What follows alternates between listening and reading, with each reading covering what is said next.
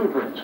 But the assay kind of shows you why some folks today said they don't want anybody scanning their body parts. Okay, and if they come up and touch me in any way, I'm going to lay down peaceably and let the police state minions drag me away. Alex Jones wants to remove his driver's license. He also expects to be arrested. I'm going in there with my passport, my birth certificate, my driver's license, my W-2 form. But he won't get thumbprints. Moments after this interview, troopers did arrest him. Yeah, now I will be arrested. So I'm here to get a driver's license. I have never had a record. Jones says fingerprinting gives government too much control. Next thing you know, they'll ask for urine and blood samples. So Rebecca Yoakum walked through the crowd of protesters to renew her license. She didn't mind giving her thumbprint. I really don't see anything wrong with the thumbprint, and it's kind of weird how everybody's protesting about it. But the protesters believe if they don't speak up now, the requirements to drive could get even more personal. Out Austin, I'm Jay Carter. Alex Jones is now in an Austin jail, and he'll face a disorderly conduct charge. The DPS points out, by the way, that its database of thumbprints helped identify some of the victims of the tornado in jail last year, and they say this system helps and protects all of us. I'm sorry, sir, you're just flat wrong. This has nothing to do with public safety and everything to do with the international tracking grid that's being set up. All you have to do is watch Lockheed Martin Marietta commercials from the defense industry to Visa commercials. All down the line, they're pushing thumb scanning to buy and sell, and probably within 5 to 10 years, everybody's going to have to do this to buy and sell, and this is all for the IRS to gather intelligence on us. The DPS even admits it. It goes to the federal government. It's all hooked into a national database, and you see the free market supposedly engaged in this. It's all part of a grid of control, and some of you will say, well, what do we have to hide? It's called an invasion of privacy, ladies and gentlemen. It's called innocent until proven guilty. It's called a government that has a terrible track record of abusing its citizens, and the IRS stealing from innocent people that have broken no laws being abused. I'm just so tired of this. Everything under the color of law. This is totally unconstitutional. Now let's get to the actual video of the actual protest. Blood testing, urine testing, things of that nature. So for those of us that are not in the know, and for those of us who really are not in this, as you could you kind of explain what's going on here? Sir, I have given you the executive order for the Federal Register by Bill Clinton in 1997. He has announced it. He says that urine and blood testing that they plan to do nationwide is only for people 18 and under. It is for 25% of large state populations randomly selected, and they're thumb scanning us like criminals. Whatever happened to innocent until proven guilty? I'm going to ask for forms of identification. I have 8 forms of identification, from my passport to my old driver's license to my W-2 form, my tax form to my Social Security number to my car insurance, and I also have another picture ID. And that had better be enough for you, ladies and gentlemen. This is really getting out of control. Whatever happened to innocent until proven guilty? Why are Americans laying around like sheep and allowing themselves to be treated like criminals? We're law-abiding citizens. At what point do you expect, or do you expect at all, for what you were talking about, the blood testing, the drug screening? Is that really coming? Sir, I have given you the federal documents that are mandating the states to do that. Clinton in 92 mandated the thumb scanning. It has been adopted by many of the states since 93. He mandated it in late 1997 for 98 to be implemented. Now, that's up to the states, and that's why we're drawing attention to this. Thumb scanning and no further. I'm against thumb scanning, but now they want this urine and blood testing. This is the slippery slope. And to those out there that say, what do I have to hide? I am innocent until proven guilty. I have no criminal record. Alex Jones has no criminal record, and we should not be treated like criminals. I don't want to ask what you have to hide, but what is it that makes you so passionate about this? Our government cannot be trusted. Even this month's, liberty, even this month's Popular Mechanics talks about the government testing chemicals and biologicals on our people in the 1950s and 60s. The IRS, you've heard the hearings. There's CIA drug trafficking hearings going on right now. in the Congress. This is on television. This government is controlled by a bunch of thugs, in my opinion, and I think a lot of bureaucrats are dupes to it. I just don't trust our government. And our founding fathers warned us not to hate our government, but to fear our government. I should not have to thumb scan and be in a computer. They also digitally capture your signature and your photograph. They can create any false identity they wanted to with your name and your social security number. And many government bureaucrats from the IRS to the EPA have been caught selling information. There are thousands of cases and convictions of this if people would just investigate it. This is an invasion of privacy. That's the most important thing. It's an invasion of privacy. There is no innocent until proven guilty in this country anymore, and Americans across the country have got to start standing up against Big Brother. And if they come up and touch me in any way, I'm going to lay down peaceably and let the police state minions drag me away. Okay? Let's get ready to go in here in about 5 minutes. God bless y'all for being here. We can stand up. The New World Order, which is transnational, socialism for the rich, can only fail. We're going to defeat these people. We're going to turn their lives upside down. This federal intrusion is out of control, and it is controlled by the transnational establishment. So it's time for everybody across America to start standing up, because we got people power. I mean, peaceful patriots or the huge military-industrial complex that Eisenhower warned us about. I think I'm afraid of the military complex that owns our media. I think I'm afraid of the foreign banks. That's who I'm afraid of, not of you people. Hey, buddy.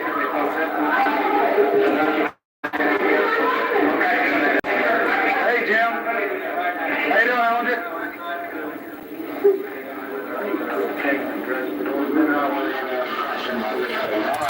Let's go. Come over and get the pretty little red light. Come on. Isn't that pretty? We'll put a nice little clinic in here in the next few years for urine and blood testing like Clinton wants. What do I have to hide? I'm a criminal. There we have it. Nice little pretty red light. Get that boy. There we have it. Your photograph, they capture your signature, they capture your... And now Clinton wants urine and blood, and I've given that to the media, the actual federal register that he wants the states to implement. And I guess it tells them how to put clinics, and it tells them how to urine and blood test law-abiding citizens not under 18, like the media says. How you doing? I'm here with 8 forms of identification. I have my passport. Here's that, my name, and the form you asked me to fill out. I have no criminal record. My name is Alexander Emmerich Jones. Here is my passport. Here is my insurance. Here is another form of ID. Here is my old driver's license. Here is my birth certificate. And here is my W-2 form. And here is 2 more insurance cards, old ones, just so you double check. It's a health club card. ID. I'm good to go. We're going to get you different right now. I need you to answer these first 3 questions. Look at these questions there and go over this thing so I don't have to thumb scan. Well, we're going to get to that. You are eventually going to have to. Yes, sir. But not now. Not at this point, but you will before we're done with the process. Why? It's required by Bill Clinton in 1992. And it was instituted here in Texas in 1993. I know the code, sir. Are you going to institute his urine and blood testing when he commands you? Are you going to stick a needle in my arm when I have no criminal record? The only question I'm going to answer right now is concerning driver license issuance. You just follow orders, don't you? So you're saying you're going to deny me the constitutional right to travel if I do not submit to this digital thumb scanning? What I would say is today you will not receive it. You will get driver's license if you're not talking to a company. Okay, look, I feel like I'm being raped here. Well, I would sit down with you for hours if I do what I should have done. Then just give me my license without digitally thumb scanning. I am not going to violate details law. Is there a religious exception? For your exception. Is there a religious exception? No. No, sir, there's not. Everyone must take the mark. A digitally enhanced mark. I'm not talking about mark. A digital tattoo. I know. Your ID, you are good to go. Yeah, well, if I'm good to go, why do you need my thumbprint? Because it's part of the procedure of the issue. It's part of Bill Clinton's law, isn't it? It's an executive order. It's a decree by Bill Clinton. NCIC. Yeah, and if I drive without a license, what's the penalties for driving without a license? You know, I don't even want to go there. That's right. You know why? I'm asking you. It doesn't pertain to it. You're an officer. I'm asking you the law. I would be glad to sit down. So you're saying I'll be committing a crime by driving if I don't take your mark? I would be glad to do anything. Well, see, you're saying not against you, and I'm Officer Ard. You're sitting here, Sergeant, and telling me that you're all friendly and you're all nice. but I'll be pulled over and given tickets. If I don't pay those, I will go to jail because of my morals and my beliefs. I will not take this. And I'm here to tell you, I already took this in 93, and many people will say, well, you've already taken it. What's your problem with it? Because now I figured out what this is, and I'm opposing all those others that are being herded in here like cattle to be thumb scanned like criminals. Yes. We don't even need to start there. If I know that you're not going to submit to a fund plan, why waste your time? See, right up front, they will drop, and people are being turned away all day here. So you're saying I pay my taxes, I'm raped by the IRS, which is criminal. You know, it's well known. You're the keyword submit. Submit. You just said I must submit. Lady down the counter. I'm telling you, I've never been to jail. I don't know. What do you want me to do for you? I want you to give me my driver's license. I want my driver's license. I am not a criminal. I may become one today, but that's fine. You're saying you won't take me to jail at 5 if I'm still here. No, we're not going to take you to jail. Oh, yeah. This is against the grain of the Constitution. Look, if I don't take the mark, my right to travel is taken. You're taking my rights and telling me that it's no big deal? And now you want a urine and blood test. Bring me the document. Who has the urine and blood testing document? I need it. I'm going to pass these out to people. Ladies and gentlemen, the Federal Register, Bill Clinton, urine and blood testing plan for you. Tell your friends about it. We have got to stand against this. The steps are preparing to implement this plan. This is not a joke. This is not the entire document. It gets worse. Ladies and gentlemen, it's a joke to them. Only Coach Penders matters. Only diversions like Rome, the gladiators. If I don't take this, I will not be penalized for not having a driver's license, by not being able to cash a check, by being given tickets, that if I don't pay those tickets, I'll be taken to jail. I can't travel out of state. I can't get on board an airplane. And the media is talking about thumb scanning to travel. You're working with the foreign banks and the military-industrial complex. This is all their idea. Read the military war collars from 1968. They planned this. And just because you lay around doesn't mean it's not true. This is not a publicity stunt. I was a lot happier years ago before I got into all this garbage. I'm sick of sheep laying down. I wish you'd get up and do something. Make it fun. Our forefathers went to World War II and World War I and fought in the Civil War to end slavery, and it means nothing to y'all. We're a bunch of yellow-bellied weaklings. I'm sick of it. I'm sick of people laying down like a bunch of jellyfish. Visualizing what's going on. People ought to be ashamed of themselves. Yes, exactly. Now look very carefully at Mike Cox. He is head public information officer for all of Texas for the DPS. They weren't going to arrest me, but about 15 minutes into the protest, he showed up and things changed dramatically. He walked up, stared at me, turned, walked back to the back. They had a little meeting together, and then they came and arrested me. Yeah, right. Leave now. I will be forced to arrest you. So I'm here to get a driver's license. I have never had a criminal record. It's time to go. Here I go. Get my stuff on me. 45 patient.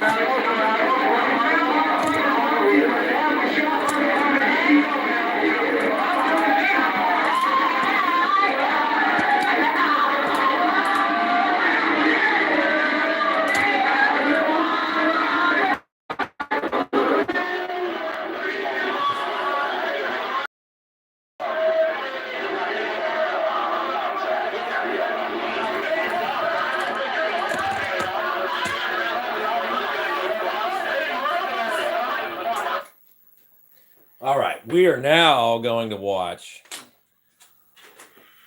a G. Edward Griffin lecture from, I think, 1968. Pretty heavy. Subversive materials in today's environment, for sure. This is going to be more appropriate on older television, too. This will explain a lot of let's just explain a lot of what's been happening in the past 50 years. Thanks to the miracle of closed circuit television. Let's see, this one's called The Hidden Hand, I believe, is that what it said? It's about how our foreign policy has always been not in our favor.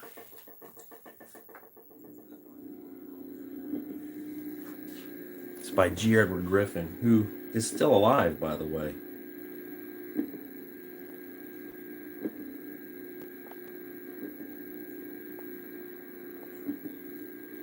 1968. Yeah.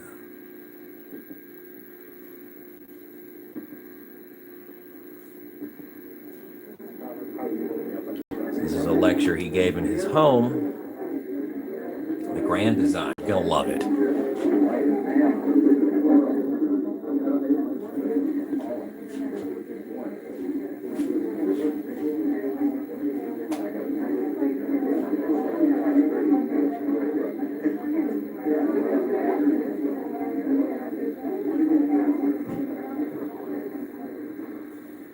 Ladies and gentlemen, it's really a pleasure to be able to welcome so many of you into my home.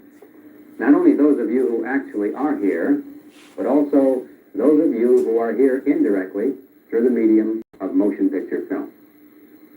Now, as you know, the title of this presentation is The Grand Design. But I should explain at the outset that the real subject behind this title is U.S. foreign policy. Now, I realize that there are some who might think that I was trying to be funny or sarcastic with that statement, because for a long time there's been a generally accepted view that our foreign policy has been so bungled and confused that it couldn't possibly have followed any design, much less a grand one. Ladies and gentlemen, the purpose of this presentation is to show not only that there is a grand design, but that it has been the consistent, dominant force behind absolutely every major move by the United States in the foreign policy field since at least the end of World War II. This grand design has provided the motivation for all we have done in the past, and unless some basic changes are made, it will determine everything we shall do in the future. Now, regardless of one's opinion of this grand design, it's the outgrowth of a powerful and compelling argument, a profound statement of philosophy, and a deceptively attractive appeal to reason. And ladies and gentlemen, unless we are able to counter this argument and to offer a superior philosophy, we'll continue to be like putty in the hands of its advocates. So it's important, to say the least, for us to understand what the grand design is, to analyze it in order to discover its flaws, if any, and then to offer a superior alternative if we can. These three requirements, then, will constitute the general outline of the material and the ideas to be presented here. First, identification. Second, analysis. And third, solution. Now, to plunge right into the core of this challenge, what I'm going to do now is advocate the grand design just as though I really believed in it, which in all honesty, at one time I did. In fact, I'm going to teach it to you, just the way it was taught to me at the University of Michigan. Now, following the form of what we might call an extended syllogism, here is how the argument begins. 1. We are living in a new age. Of course, you can't hardly argue with that. We're always living in a new age. But nevertheless, we're reminded of that profound fact rather elaborately. We're living in an age of marvelous and incredible technological advances. An age in which men travel faster than the speed of sound, in which satellites forge communication links between continents, in which space itself has become a limitless frontier of exploration. And then, at the end of the list of all these wondrous and productive scientific achievements, always we are reminded, with ominous overtones, that we also have something which is now called the bomb. End of step 1, ready now for step 2. By the way, everything up to this point not only is true, it's so obviously true that it's really not part of the argument at all. It's merely thrown in at the beginning as a kind of conditioner to get us nodding our heads in agreement in hopes that the habit will carry over into the next step, which is where the going gets tricky and where we need to be far more on our guard. The next step, then, the real premise of the grand design is this. If all-out war should develop today between major powers, both sides would lose. No one could come out ahead in that kind of a war. Everyone would lose. It wouldn't make any difference who the good guys were or who the bad guys were. It wouldn't make any difference who started it, or even if it were started by accident. Both sides would lose. All right, now having acknowledged the existence of the bomb, and having concluded that risking war is unthinkable in this modern age, we move now to step number 3, which is this. Since the communists have nuclear weapons, and since they certainly would use them in their own self-defense, that means, doesn't it, that victory over communism is impossible. Now, we may wish that it were possible. We may wish that we were living in a bygone era in which if one had an enemy, he could meet him on the open battlefield and get it over. We may wish that a lot of things were different in this old world. But instead of moaning and weeping and longing after those things which are no longer possible, let's grow up, be mature, intelligent human beings, and face life the way it really is.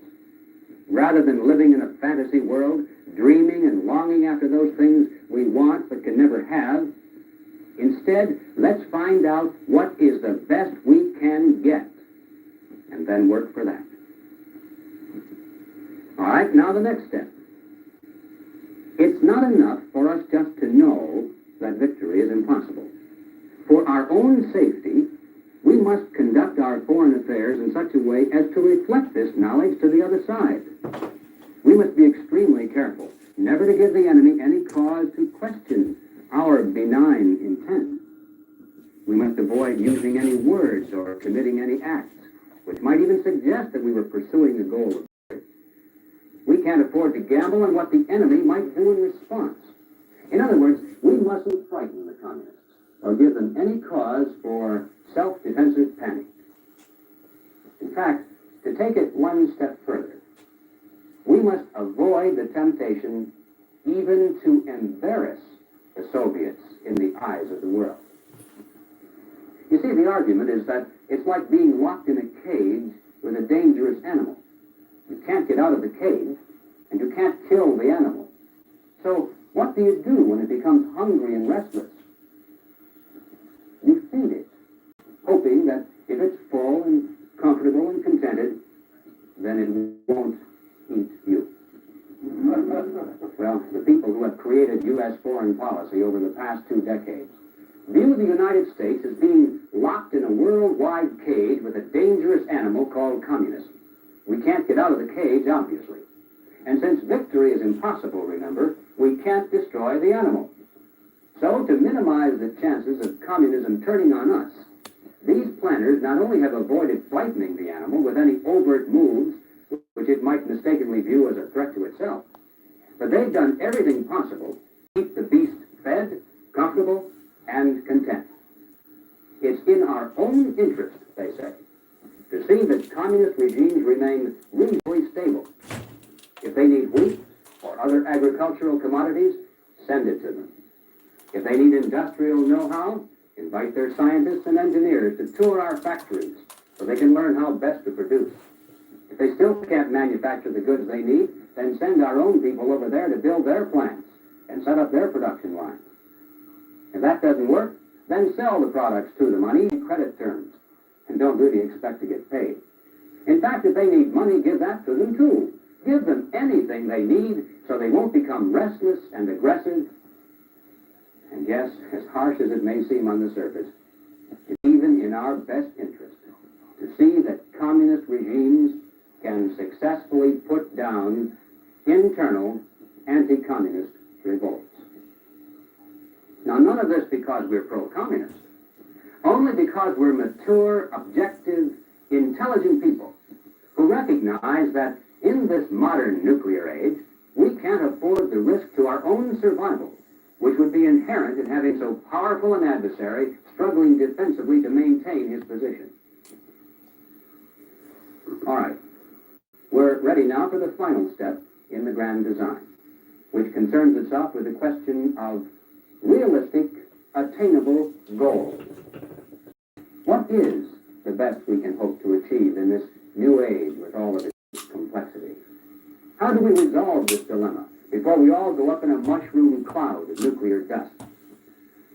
The answer that is offered to us is this. Beetlejuice, bro. Remember? We should encourage the communist world gradually to move toward us, ideologically, politically, and economically, while at the same time we must be willing to move toward them, ideologically, politically, and economically, to the point where, hopefully, in the not-too-distant future, we'll be able to merge our system with theirs, and of course with those of the rest of the world, to form some kind of a world brotherhood, a world union, a world Government.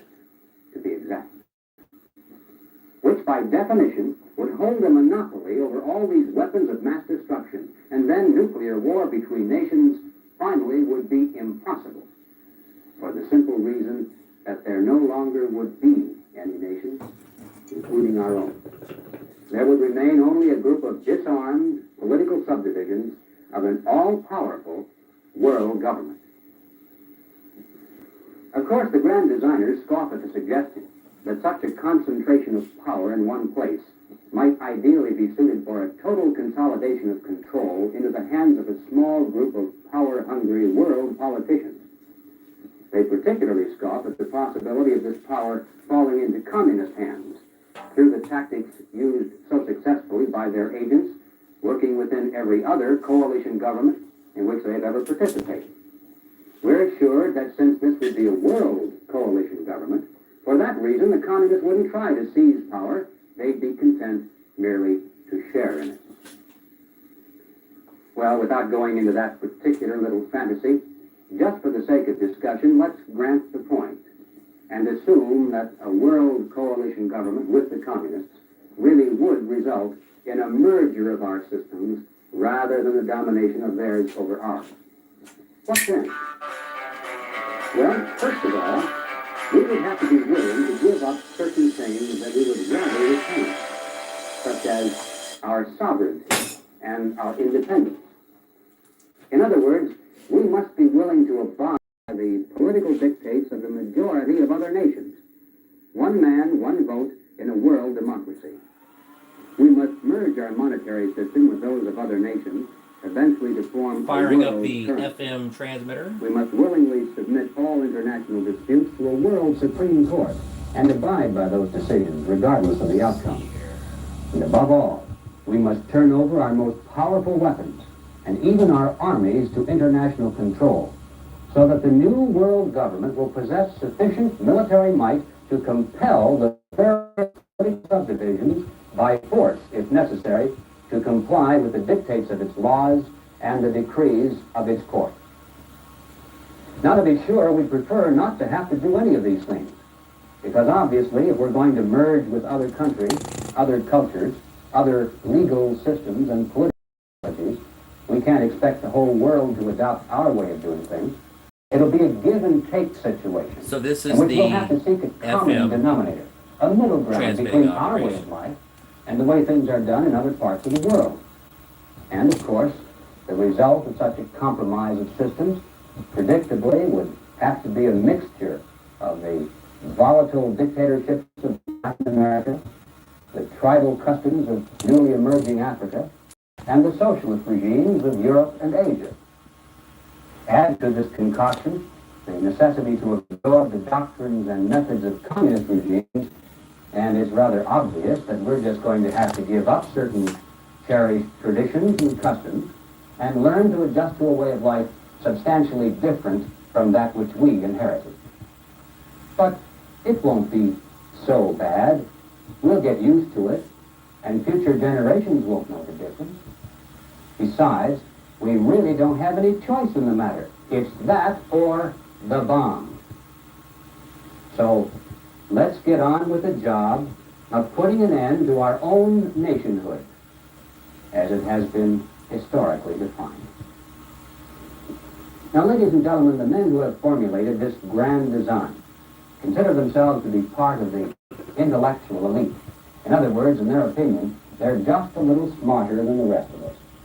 They feel that the average American doesn't quite have the intelligence or the aptitude to understand the wisdom of their grand design.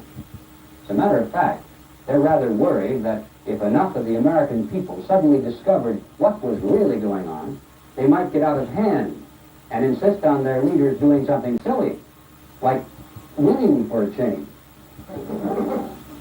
And so in order to keep us contented at the polls, and to prevent us from asking questions, sometimes it's necessary for them to put up a pretty good show of standing firm against the communists, to make some strong nationalistic statements now and then, and perhaps even to get us involved in some limited wars, which, although they're clearly not waged in any way to endanger the enemy or weaken his position, still, with the daily loss of American lives in a shooting war against communists, who would dare suggest that our foreign policy is soft on communism?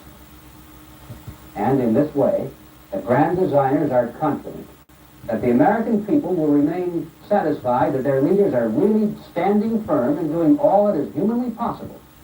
But in reality, ladies and gentlemen, they're merely buying time. It's their plan that the old-timers among us, those of you who have been raised with those old-fashioned and outmoded concepts of patriotism and love of country, that in time, your generation will pass away, or at least become the minority voice. And at the same time, they're catching the younger generations coming up through the high schools and the colleges, like they caught me. And the grand designers are confident that in just a few more years, especially if they can lower the voting age, the political majority of the American people can be conditioned to accept the total abandonment of our national sovereignty. Well, now I realize that for those of you who have never before heard the grand design spelled out in detail like this, it's almost impossible to believe that it's real. And there may be some of you who are wondering if perhaps I just haven't dreamed up all this. So let's turn now to the actual words and the documents of those men who not only fully endorse the grand design, but those who have been instrumental in creating it in the first place, and who helped to put it into action. Now, I'm going to try not to bore you with a lot of long quotations, but in order to give you some idea of just how real and consistent this grand design is, I think it's necessary to offer concrete examples from a broad spectrum of American leadership and over a wide time span. For the philosophy which I've just summarized has been held and preached for many years by opinion molders in the communications media, by congressmen and senators, by high-ranking personnel in all agencies of the federal government, by secretaries of state, secretaries of defense, Supreme Court justices, and even presidents of the United States. A good place to begin is with a speech delivered by Joseph E. Johnson on February 2nd, 1959. Mr. Johnson, as you may recall, formerly was the #1 man in charge of our State Department Policy Planning Division. But at the time of these remarks, he was president of the Carnegie Endowment Fund for International Peace, one of the many tax-exempt foundations that altogether spend each year millions of dollars just to promote the grand design. Now, speaking at a luncheon in New York, Joseph E. Johnson said, and this is a direct quote, "From now on, every decision facing the United States in this foreign field must be taken in light of the fact we must be prepared to fight limited wars, limited as to weapons and as to goals, to stabilize the situation temporarily, tide things over. But victory is no longer possible." Well, moving from the State Department now to the Defense Department and to the Pentagon, we come across this article syndicated by the Associated Press on February 4th, 1968, entitled Robert S. McNamara, Reflections After 7 Years on the Hot Seat. And I think you'll find most revealing a direct quote from our former secretary. It became clear that we couldn't a strategic. The concept of massive retaliation was ruled out. Then it was necessary to educate the public and the Congress that we couldn't win a strategic nuclear war. We said it in different ways over a period of time. I consider getting that concept across our greatest single accomplishment.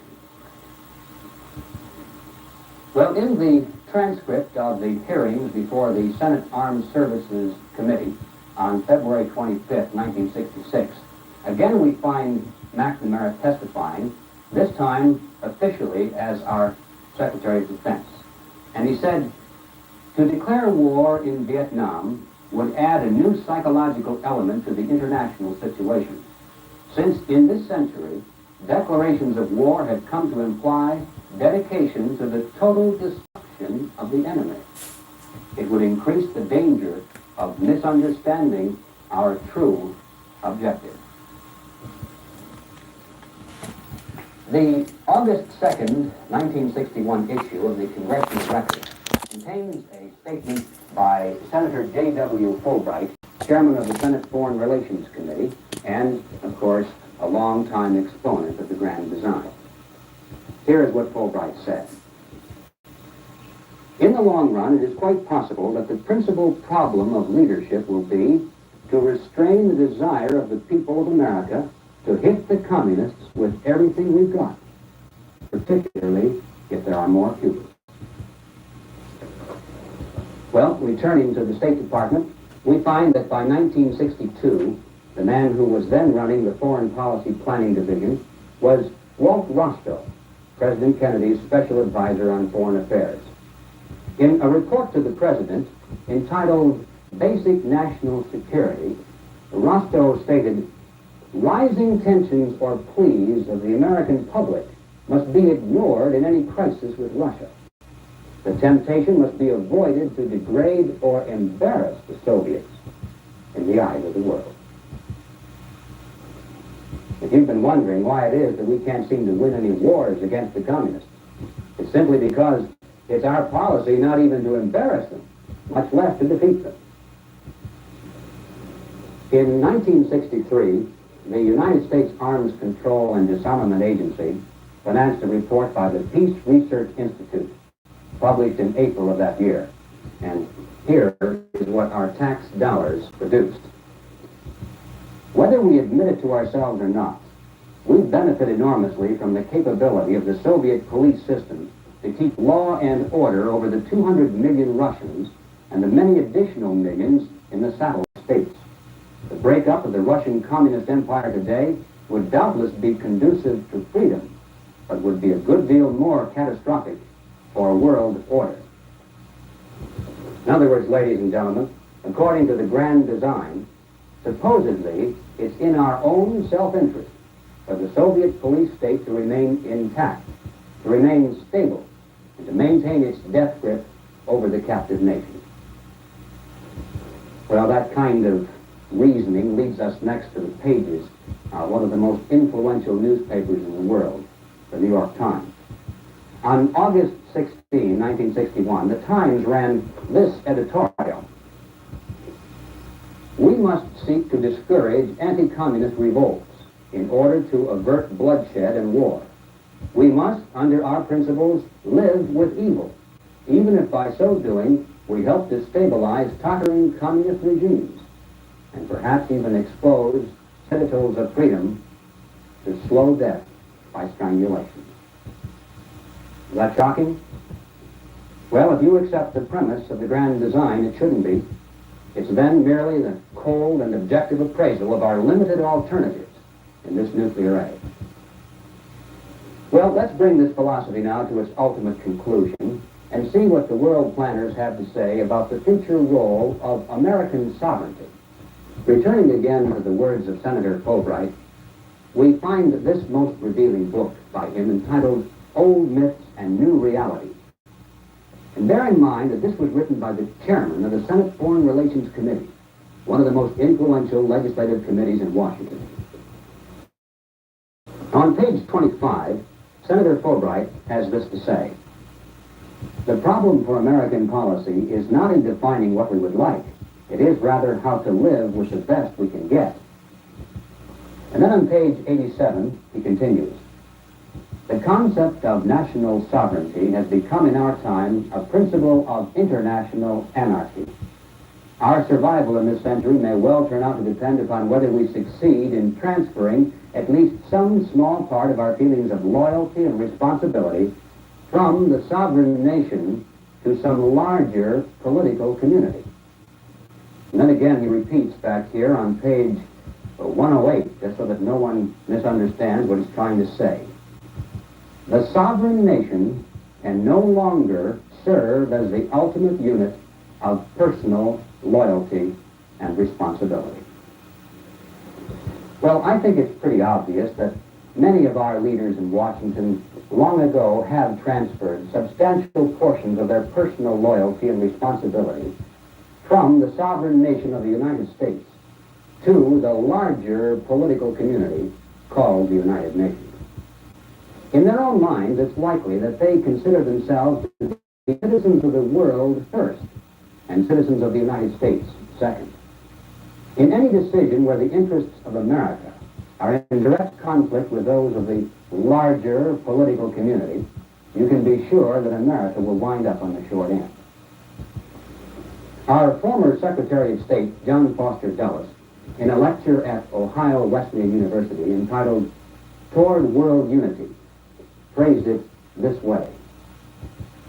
What I initially propose involves an organization dedicated to the general welfare, the peace and order of mankind, and the assuming of an allegiance to this goal superior to that of any national allegiance. Well, returning again to the words of Walt Rostow, our former chief of the State Department Policy Planning Division, we find an unusually open and frank summary of the objectives of the grand design spelled out in his book, The United States in the World Arena, which incidentally was subsidized by the CIA. Way back here on page 549, Rostow says, "It is a legitimate American national objective to see removed from all nations, including the United States, the right to use substantial military force to pursue their own interests. Since this residual right is the root of national sovereignty, it is therefore an American interest to see an end to nationhood, as it has been historically defined." Well, Justice of the Supreme Court William Douglas wrote an essay entitled The Rule of Law in World Affairs, published in 1961 by the Center for the Study of Democratic Institutions, which in turn, of course, is financed by another of those tax-exempt foundations, the 32, Douglas wrote, "There is no reason for us to get tangled up in legalisms that march inexorably to the conclusion that total and complete sovereignty must be retained. For we now know that when that claim is pressed by all nations, everyone faces extinction in a nuclear holocaust." Well, that's a pretty precise summary of the grand design. In just 2 sentences, we're told that it's either world government or the bomb. Take your choice. By the way, the general theme and purpose of that pamphlet was to generate public support for increasing the power and prestige of the UN World Court, and also to lend support to a drive at that time for the repeal of the Connolly Amendment. Now, without getting too involved in this, I should explain that when the Senate ratified the UN statute of the International Court of Justice and agreed to commit the United States to accept the final decisions of the UN World Court, it was generally understood that the court would never meddle into our purely domestic affairs. But there were some who feared that in time, the World Supreme Court would begin to find legalistic ways to declare that what we think is strictly our own business and no one else's is, in a larger sense, also the concern of mankind. So, to prevent the World Supreme Court from extending its jurisdiction into our local affairs, the same way in which the federal Supreme Court has gradually assumed jurisdiction over what was once considered to be the local affairs of our own states, the Senate voted for an amendment to the statute proposed by Senator Tom Connolly. This amendment still stands and simply says that what is or is not a domestic affair of the United States will be determined by the United States, not by other nations or by the World Court itself. And so it's understandable why the grand designers have felt the need to generate greater public support for the International World Court and to repeal the Connolly Amendment. Now, on April 4th, 1960, Vice President Richard Nixon issued a statement under the official seal and letterhead of his office. And this statement read in part as follows. Many well-intentioned people have raised the basic question, why have an international court in the first place? The answer putting it in its simplest and bluntest terms, is that even nations that are friends are bound to have disputes. If those disputes are not settled by negotiation, the only alternative left is to settle them either by force or by law. At a time when the use of force means unleashing nuclear weapons, which would destroy civilization, all sensible people agree that we must find some alternative to force for settling international disputes.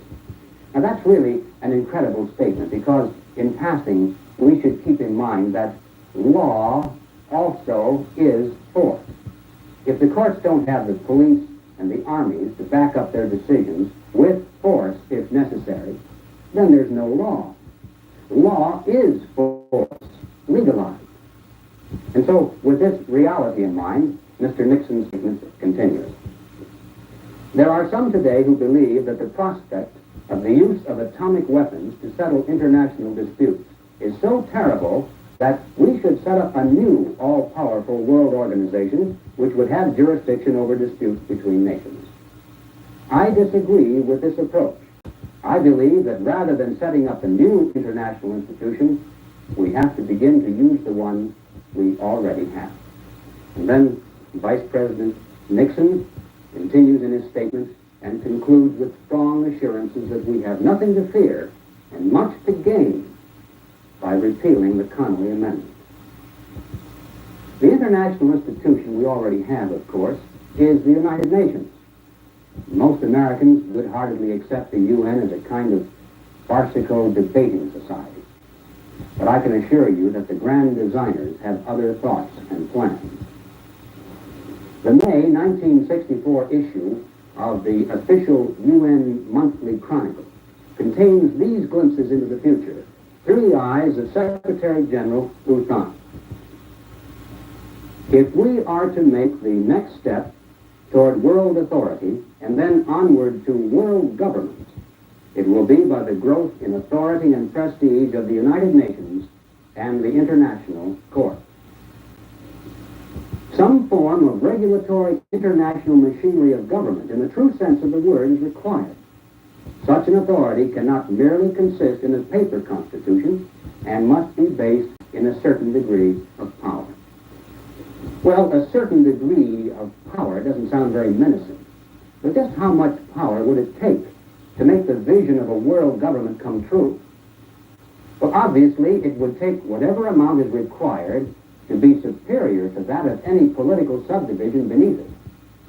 It would have to be so powerful that no nation could be able to challenge it without risking nuclear annihilation at the hands of the UN Army. But of course, if that happened, no one could possibly object because it wouldn't be called an act of war. It would be a peacekeeping maneuver by a cloud would rise. Now, I know this must sound fantastic to some of you, so let's get back to the record. In 1961, the State Department published Document 7277, a booklet entitled Freedom from War, and the subtitle explains what it really is: the United States Program for General and Complete Disarmament in a Peaceful Way. Now, this was our proposal submitted to the General Assembly of the United Nations for disarming and transferring to the UN complete control over our atomic weapons, our missiles, and our national Army, Navy, and Air Force as well. Everything except what we might need for a limited internal police function. Now, after 18 pages of detailed proposals, we finally discover in plain language the ultimate goal of our disarmament program. And this, ladies and gentlemen, is a direct quote. Disarmament would proceed to a point where no state would have the military power to challenge the progressively strengthened UN peace force. Well, of course, 1961 was a long time ago, and it's true that State Department publication 7277 is no longer our official position on disarmament. It was replaced by this one, Arms Control and Disarmament Agency publication, number 4, General Series 3, and as you can see, it's entitled Blueprint for the Peace Rate. On page 33, we find the new position. The party to the treaty would progressively strengthen the United Nations Peace Force established in Stage 2 until it had sufficient armed forces and armaments so that no state could challenge it. And so it has gone, year after year, revision after revision. The basic objective of our disarmament proposal has been and is today the objective of the grand design, the creation of a true world government with sufficient military force to compel all nations, including our own, to obey. The January-February issue of Vista magazine, published by the United Nations Association, featured an exclusive interview with former President Eisenhower dealing with exactly this subject. The reporter, Mary Kersey Harvey, a senior editor of McCall's magazine, wanted to get the president's reaction to a proposal by Grenville Clark, which would establish a permanent UN World Army. After outlining the Clark proposal for President Eisenhower, here is what Miss Harvey reported. The president studied the above plan quickly, and, as I had expected, caught the ball and began to run with it. You'd have, he began to plan out loud, world marshals comparable to our U.S. marshals backed by armed forces, non-compliance with UN law, and you send in the UN forces. He orchestrated this point at some length. And, too, he hammered away, the UN needs nuclear power. He bore down hard on the word nuclear. Take this example, he hurried on. You have two countries in a border argument. The UN orders the matter to be taken to the International Court. One or both of the disputants refuses to submit to compulsory arbitration. The UN, which by now has in its possession a fleet of submarines armed with nuclear warheads deployed around the world, orders one of the submarines to proceed to the area. The world is then told that if firing breaks out for any reason whatsoever, a tactical nuclear weapon will be delivered onto the disputed territory. If this threat fails to prevent armed conflict, you back it up with action. And that, ladies and gentlemen, is the